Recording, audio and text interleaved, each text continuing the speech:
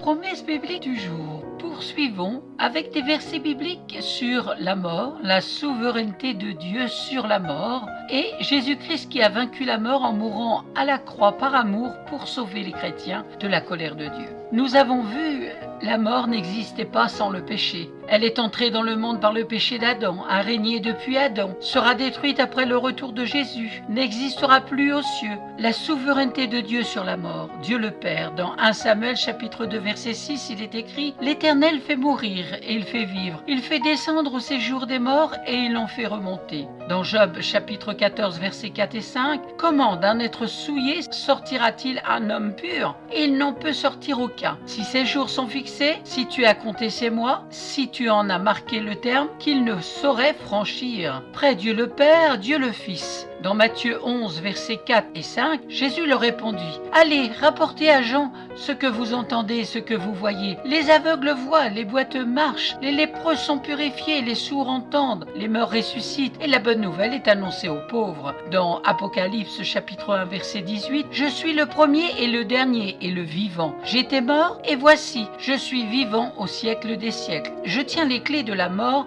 et du séjour des morts. » Après Dieu le Père, le Fils, Dieu l'Esprit. Psaume 139, verset 7. Où irai-je loin de ton esprit? Et où fuirai-je loin de ta face? Si je monte aux cieux, tu y es. Si je me couche au séjour des morts, t'y voilà. Voyons maintenant, la mort est réservée aux hommes. Hébreux chapitre 9, verset 27. Et comme il est réservé aux hommes de mourir une seule fois, après quoi vient le jugement. Le salaire du péché. Romains chapitre 6 verset 23, car le salaire du péché c'est la mort, mais le don gratuit de Dieu c'est la vie éternelle en Jésus-Christ notre Seigneur. Elle est agissante. Dans 2 Corinthiens chapitre 4 verset 12, ainsi la mort agit en nous et la vie agit en vous. La mort est universelle. Romains chapitre 5 verset 12, il est écrit, c'est pourquoi comme par un seul homme le péché est entré dans le monde et par le péché la mort, et qu'ainsi la mort s'est étendue sur tous les hommes, parce que tous ont péché. La mort est incapable de détruire l'Église.